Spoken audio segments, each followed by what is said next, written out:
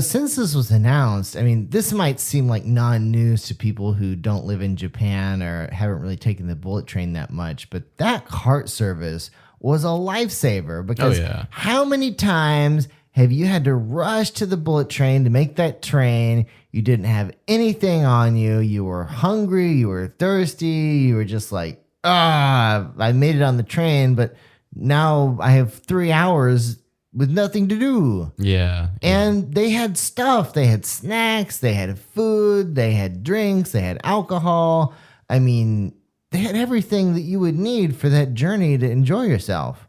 Yeah. I remember one time, this was so crazy.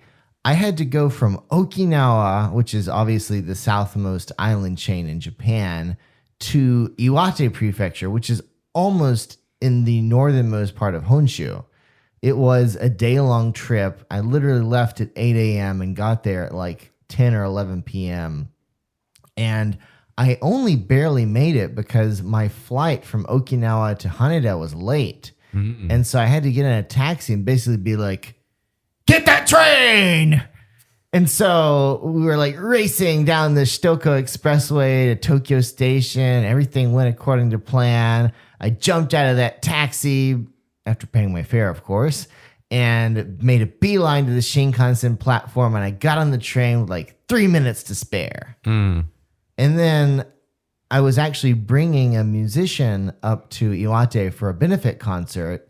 And these guys had just got off the plane from America. They were on the bullet train. They're about to go and do the show the next day. And I didn't have anything for these guys. But the drink cart came along.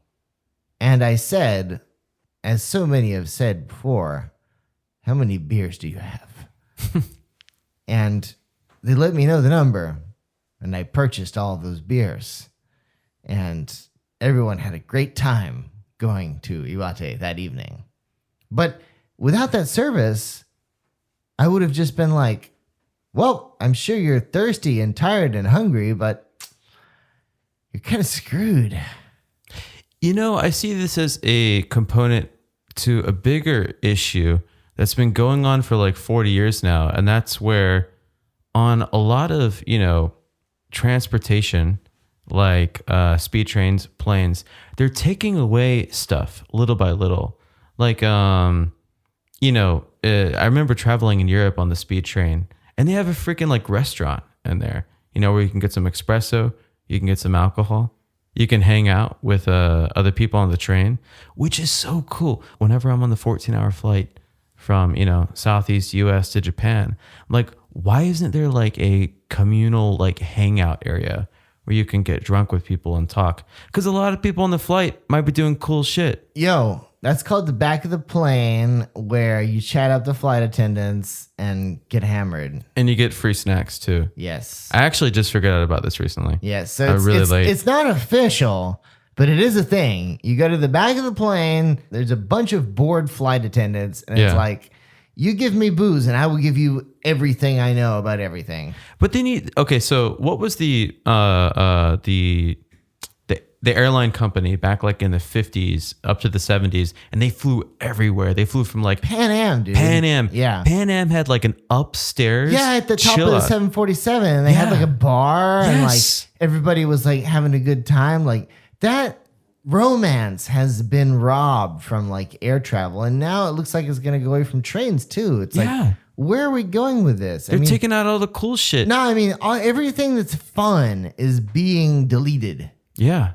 Yeah. It's frustrating. I will say locally in Japan, I do usually get my, my nihonshu and my bento before I get on the shinkansen here. But the fact that that's not an option anymore, like to get it on the train. Yeah. If you're on some, I do some like 4 or 5 hour shinkansen rides, like once or twice a year to visit, family stuff. Yeah. If that's not there, that's going to suck. No, it really is. It's really the end of an era, and it's like, yeah.